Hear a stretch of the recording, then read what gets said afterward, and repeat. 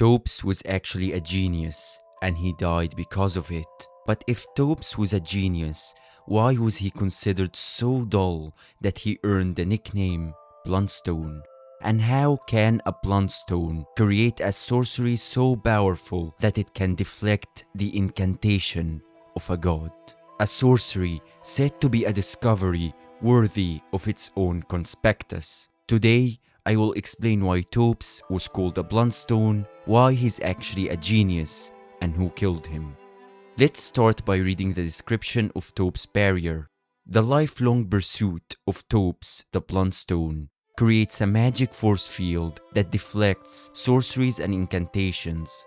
Future generations will learn. They will know the foolishness of the sneering sorcerers who ridiculed this theory, later realizing that it was in fact a discovery worthy of a new conspectus of the Academy.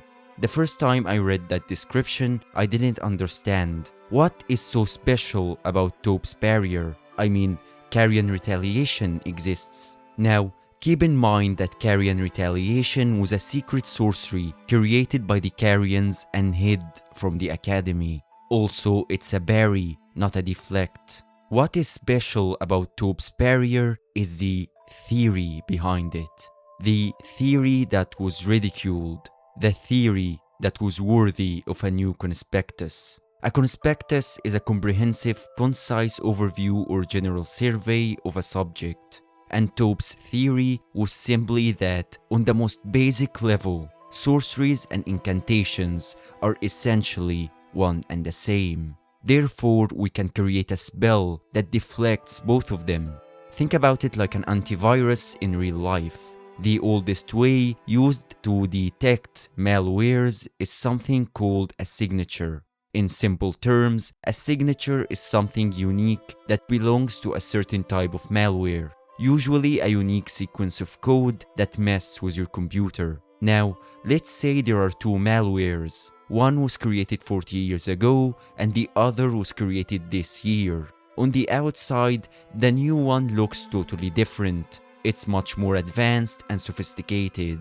But if it shares the same sequence of code with a 40 years old virus, then an antivirus could easily detect it. This is how Thops created his barrier, by proposing the hypothesis that sorceries and incantations are one and the same and building upon that premise, finally proving everyone wrong by creating his barrier. And that's why this discovery is worthy of a new conspectus at the Academy. Now, to the fanatics of the Academy of Rea Lucaria, the simple act of augmenting a sorcery with faith in addition to intelligence was heretical, as we can see with the Prince of Death staff that was deemed heretical by the Academy. To the Academy, the simple act of putting some faith while casting a sorcery was heresy, because to them, it was a fundamental rule that sorceries and incantations were completely different. They are opposites, there is nothing in common between them. So imagine someone walking in and saying you are all wrong. Sorceries and incantations are fundamentally one and the same. They would all just burst out laughing. It's like walking into a mathematics lecture and claiming that I have made a groundbreaking discovery. I discovered that 1 + 1 doesn't equal 2. To the Academy of Rea Lucaria, this wasn't heresy. Thops wasn't being blasphemous. He was outright stupid. He was so dull that he didn't even understand the basics of what he was studying. He was a bluntstone. They sneered at him and ridiculed his theory. But we, the tarnished, knows that at the end, Thops was successful. He did create the barrier that deflected both sorceries and incantations, even if it did cost him his life. Now, before the DLC, you could have discovered the theory that was used to create the barrier yourself, but there was no proof that it was in fact saying that sorceries and incantations are the same. I believe the DLC provided the proof. After Shadow of the Earth Tree, we were introduced to Meteor, the gleaming daughter of the Greater Will. As the mother of fingers, she received signs from the Greater Will from beyond the microcosm.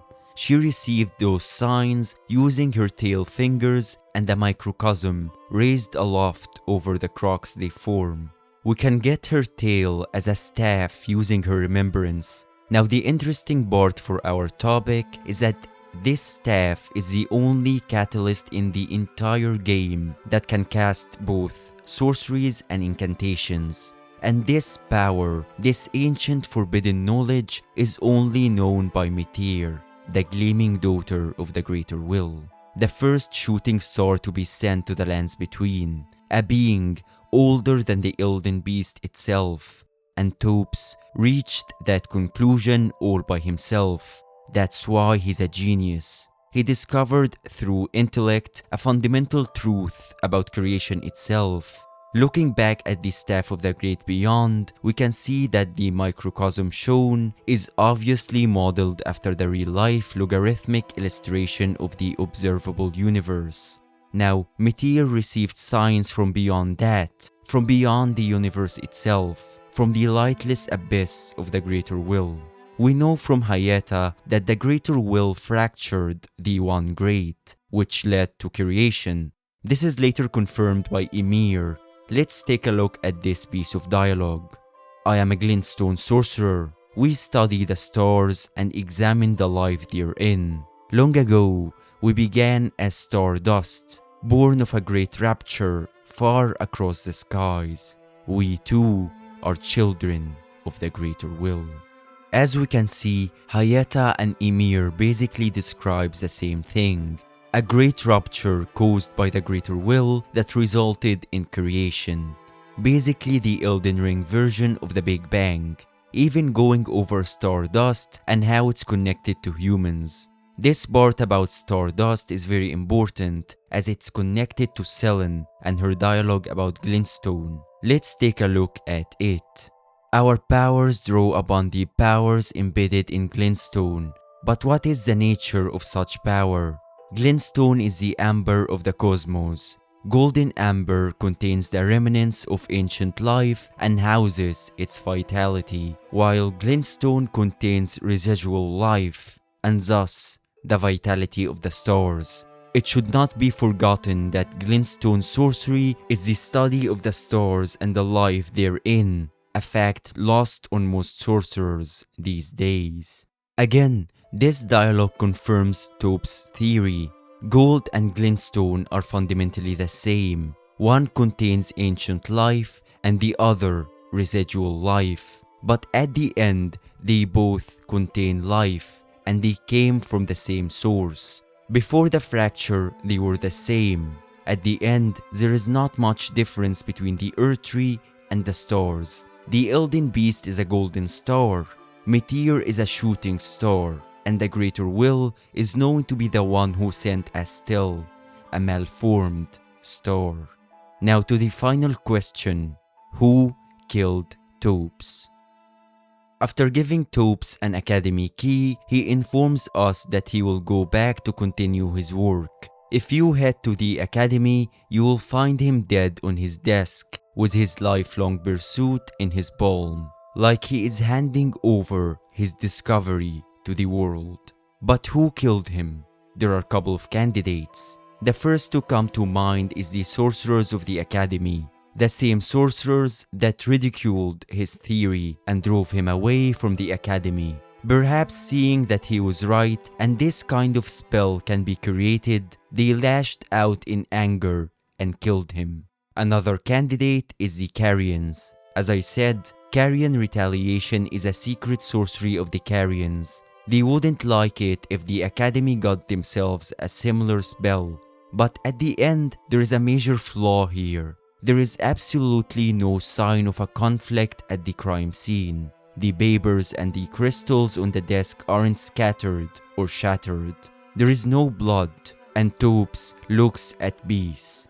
And this brings us to the final candidate, Thops himself. Thops killed himself, not intentionally, of course. This whole situation is related to the process of discovering spells. Let's take a look at the three primeval sorceries.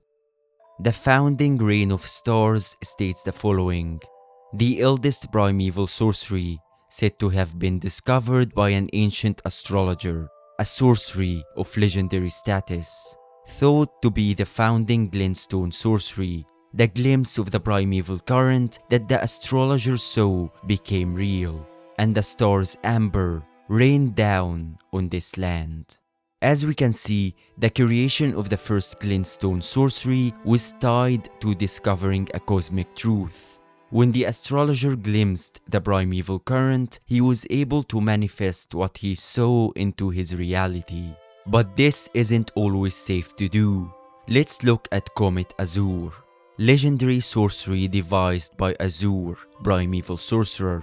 Fires a tremendous comet in a torrent akin to the distant starry expanse, the place said to be the origin of glintstone.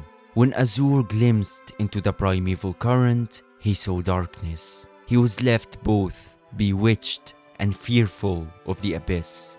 This time, another primeval sorcerer glimpsed the primeval current, but he was almost broken by what he saw. Finally, let's look at Stars of Ruin, legendary sorcery devised by Lusat, primeval sorcerer. When Lusat glimpsed into the primeval current, he beheld the final moments of a great star cluster, and upon seeing it, he too was broken. This time the sorcerer broke when he witnessed a cosmic truth. I believe something similar happened to Thops when he finally created his barrier and realized that his theory was right all along. This knowledge, this madman's knowledge, killed him. Like and subscribe if you enjoyed this video, and tell me what you think in the comments section down below. Until next video, farewell, fellow tarnished.